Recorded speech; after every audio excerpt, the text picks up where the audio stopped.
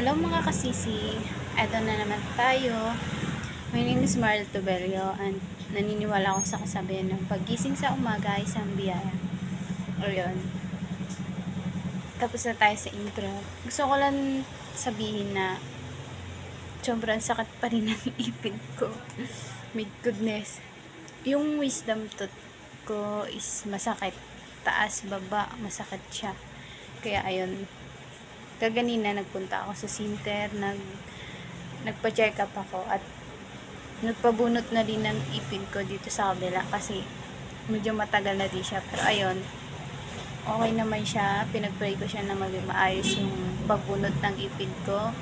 And pina-check up ko na yun dito sa wisdom tooth ko kasi medyo mag-isang linggo na din siyang hindi natatanggal yung sakit. Hindi ako makakain na maayos. Kaya ayun, gusto ko lang maghingi ng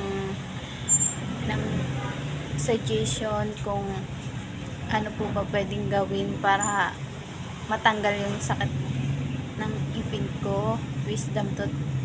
Ayun, sana po matulungan niyo ako. Ayun lang, and God bless everyone. Bye bye.